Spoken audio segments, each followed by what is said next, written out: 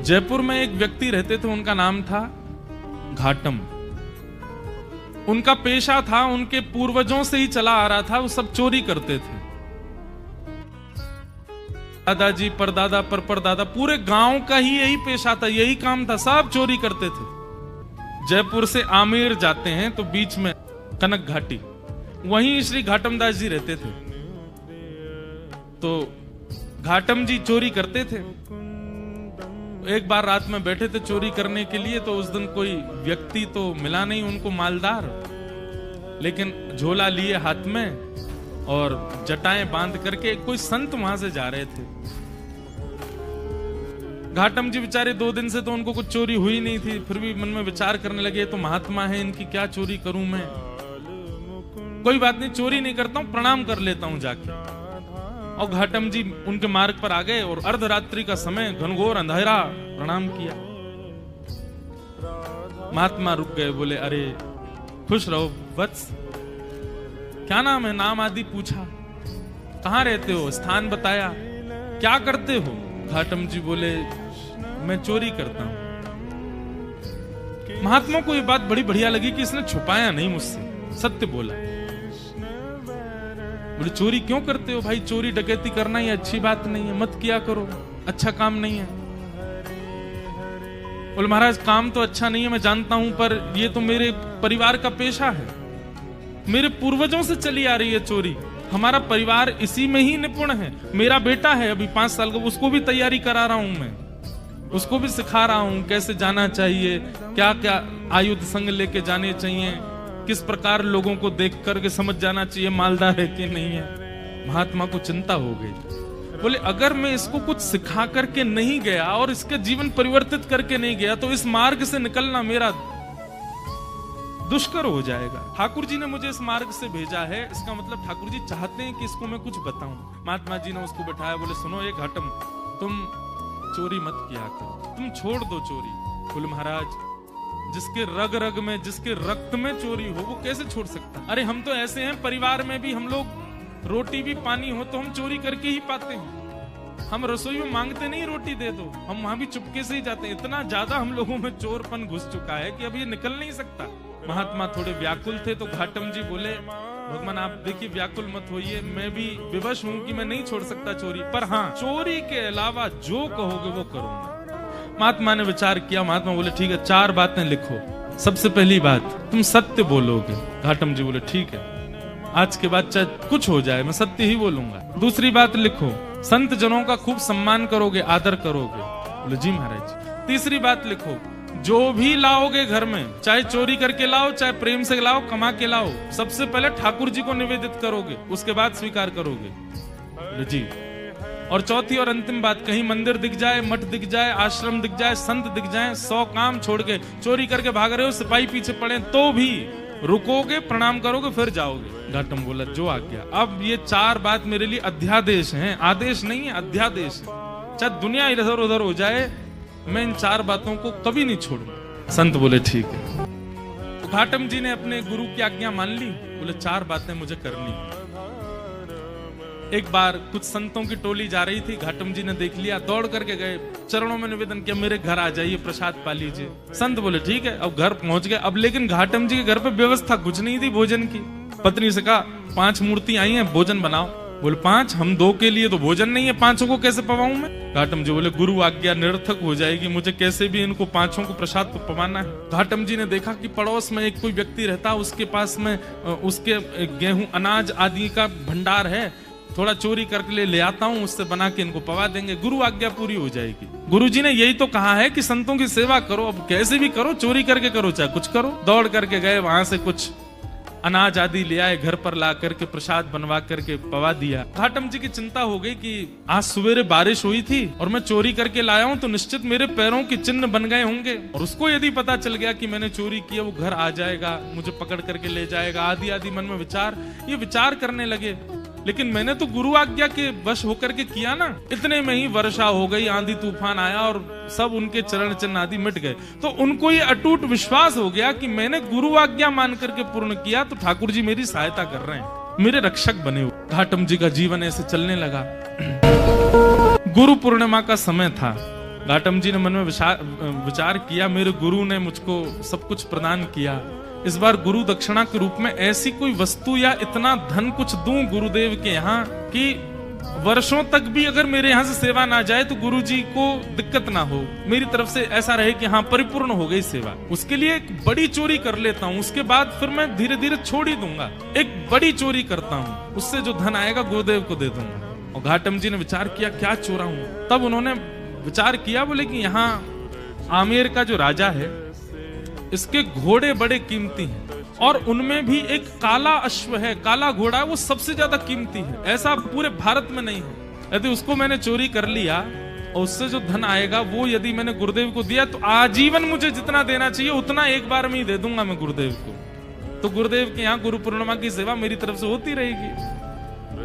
घाटम जी चोरी करने के लिए जा रहे हैं। एक सामान्य से घोड़े पर बैठ करके घाटम जी और सीधे राजभवन में प्रवेश कर रहे हैं। मुख्य द्वार से ही प्रवेश करने लगे तो द्वारपालों ने रोका, ए कहां जा रहे हो, क्या नाम है तुम्हारा? बोले घाटम। कहां जा रहे हो? बोले चोरी करने जा रहा हूं। झूठ नहीं बोलना है, गुरुदेव ने मना किया है। द्वारपालों ने मन में विचार किया, ये जरूर राजा का कोई गुप्तचर है, राजा का कोई बहुत घनिष्ठ व्यक्ति है, हमने इसको रोक दिया है, इसका परिचय पूछने, इसलिए बुरा मान गया, बुरा मान करके कह रहा है चोरी करने जा रहा हूं। ए भाई सुनो, द्वार खोल दो, ये कोई राजा का परिचित व्यक्ति होगा, ऐसे कौन बोलता चोरी करने जा रहा हूं।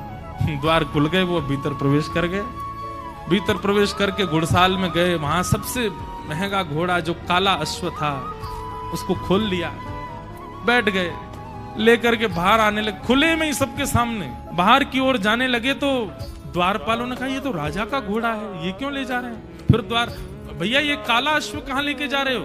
बोले चोरी करने आया था, चोरी कर ली, अब चोरी करके ले जा रहा हूँ। द्वारपाल बोले ये तो कुछ ज्यादा ही बुरा मान गया है, ऐसे कौन बोलता है? अरे भैया द्वार खोल दो, इनको जाने दो। रोको नहीं। उनका सत्य और वहां द्वारपाल का उसके प्रति ये भाव रखना कि बुरा मान गए, वो ऐसा फिट हुआ कि किसी को शंका ही नहीं हुई कि ये चोरी कर रहे हैं। घोड़ा लेकर के चले गए और उसी समय राजा ने आज्ञा की मेरे घोड़े तैयार करो, मैं भी जाऊंगा कहीं। ऐसा उसने आज्ञा की। जाके देखा तो काले अश्व थे नहीं। अफरा तफरी मची। जब द्वारपालों के कान में बात पहुंची तो उन्होंने हल्ला किया कि अरे एक व्यक्ति आया था, आकर के इतना सत्य बोल के, वो तो बोल के गया मैं चोरी करने आया हूं, चोरी करके ले भी गया, तुमने रोका क्यों नहीं? बोले महाराज हमको लगा कि ऐसे कौन बोलता है, चोर कभी ये बोलता मैं चोरी करने आया हूं, लेकिन वो सत्य बोल रहा था तो हमको लगा आपका कोई गुप्तचर है, आपका कोई घनिष्ठ है, इसलिए हमने रोका नहीं उसको, ले गया वो। सैनिकों को भेजा, जाओ पकड़ लो उसको, घोड़े लेके आओ। घाटम जी घोड़ा लेकर के जा रहे थे, दौड़ रहे थे खूब तेज की राजा के कोई दूत आए उससे पहले मैं इसका विक्रय कर दूं कहीं। लेकिन तभी उसी मार्ग पर ही एक मंदिर पड़ा राम जी का, और वहां संभवतः उसी समय आरती चल रही थी। गुरुदेव की आज्ञा याद आ गई। बोले गुरुजी ने कहा था कहीं मठ मंदिर आश्रम दिख जाए तुरंत रुक के प्रणाम करना। तुरंत अपना घोड़ा रोका। भयभीत है मन में, लेकिन गुरु आज्ञा पर इतना विश्वास, घोड़े को रोका, खड़ा किया, वहीं एक पेड़ से बांध दिया, भीतर भाज करके गए। जल्दी जल्दी प्रणाम कर रहे थे, आरती चल रही थी, आरती प्रणाम की, संतों को प्रणाम किया, परिक्रमा लगा रहे थे, 4 परिक्रमा करी। लेकिन जब तक वो बाहर आते उससे पहले सैनिक आ गए और सैनिकों ने आकर के देखा घोड़ा खड़ा है। लेकिन एक आश्चर्य हुआ, वो घोड़ा जो काला था वो श्वेत हो गया था, लेकिन घोड़े की आकृति, घोड़े की कद काठी, घोड़े का स्वरूप बिल्कुल वैसा ही था जैसा उस काले, बस उसका वर्ण श्वेत हो गया। तो सैनिक खड़े तो हो गए आके, लेकिन कहने ये घोड़ा तो वही है, लेकिन ये श्वेत कैसे हो गया? घाटम जी निकल करके बाहर आए, सैनिकों ने उनकी ओर देखा, ए ये घोड़ा किसका है? बोले घोड़ा राजा का है। बोले राजा का घोड़ा तो काला था, ये श्वेत कैसे हो गया? तुम चोरी करके लाए ना? बोले हाँ मैं चोरी करके लाया। ये श्वेत कैसे हो गया? बोले ये तो मुझे नहीं पता, क्योंकि मैंने जब बांधा था तब तो काला ही था। ये श्वेत कैसे हुआ ये तो मुझे नहीं पता। अरे तुझे नहीं पता, ऐसा कैसे बोल सकते हो? बोले मैं सत्य बोल रहा हूं, मुझे लगता है मैंने जिनको निवेदित किया उन्होंने इसको श्वेत कर दिया। सैनिक बोले क्या बोल रहे हो ये? बोले हाँ मैं जो भी चीज लाता हूँ पहले ठाकुर जी को निवेदित करता हूँ। शायद ठाकुर जी श्याम वर्ण के हैं, उन्होंने सोचा होगा श्याम वर्ण के घोड़े पे मैं बैठूं दिखूंगा ही नहीं, इसलिए उन्होंने श्वेत कर दिया। सैनिक बोले ये क्या तुम बोल रहे हो? बोले मैं सत्य बोल रहा हूँ, ये वही घोड़ा है जो राजा का है, मैं चोरी करके लाया हूँ, मैंने बांधा था तब काला था।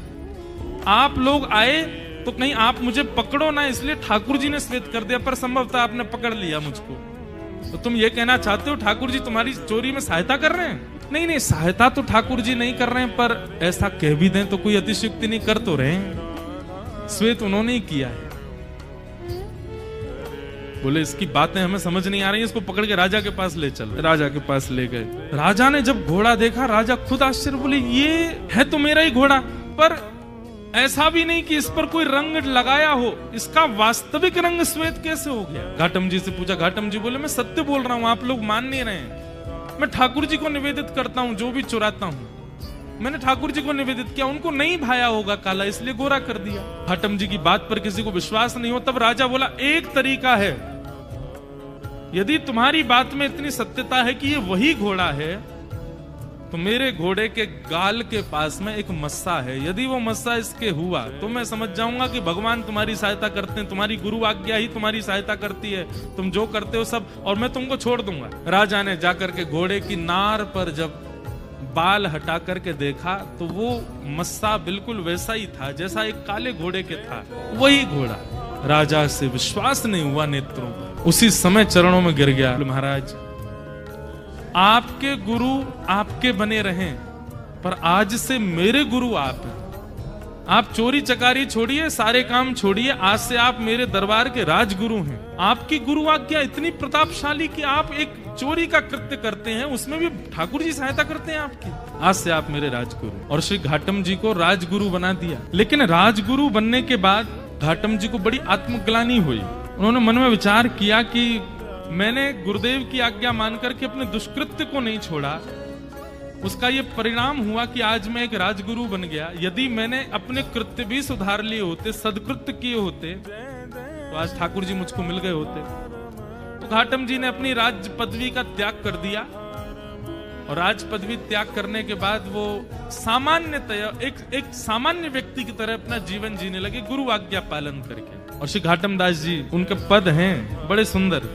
उनका एक पद है, उसमें कहते हैं ठाकुर जी को कि हे ठाकुर जी, पहले तो मैं यूं ही खाता, अब तो ना कर खावा छा। ठाकुर जी पहले तो मैं ऐसे ही खा जाता था, पर अब तो मैं स्नान करके पाता हूं प्रसाद। गल में माला, माथे पे तिलक, थारे निमित्त लगावा छा। महाने तो ऐता करी दीना, थाने की ना काई। मैंने तो इतना कर लिया आपके लिए, आपने मेरे लिए क्या किया ठाकुर जी? घाटम दास जात को मीना, तारोगे की ना। इतनी सरल सहज वाणी उनकी। ठाकुर जी से कह रहे हैं मैंने आपके लिए इतना कुछ किया, अब तो मैं नहा के खाता हूँ, अब तो तिलक लगाता हूँ, माला पहनता हूँ गले में। ठाकुर जी अब तो कृपा करो मुझ पर। तर में उनको आगे चल करके ठाकुर जी का प्रत्यक्ष साक्षात्कार दर्शन हुआ, और दर्शन के पश्चात वे भगवत धाम को प्रस्थान कर गए। तो एक सदगुरु की कृपा, उसकी सामान्य वाणी। अरे राह चलते हुए एक संत ने 4 बातें बता दी एक चोर को, और उस मार्ग पर चल करके वो चोर एक दिन ठाकुर जी के प्रत्यक्ष दर्शन कर लेता। हम चोर तो नहीं है, हम डाकू तो नहीं है, हम डकैत तो नहीं है, हम इतने नीच तो नहीं है, हम तो सामान्य मानव हैं। शुद्ध रोटी खाते हैं, शुद्ध जल पीते हैं, शुद्धता से रहते हैं, सब काम ठीक करते हैं। हम में इतने अवगुण नहीं है। हम गुरु आज्ञा को यदि मान लें तो हमारी स्थिति क्या होगी? इसलिए भैया, आज्ञा गुरुणाम अविचारणीयाम,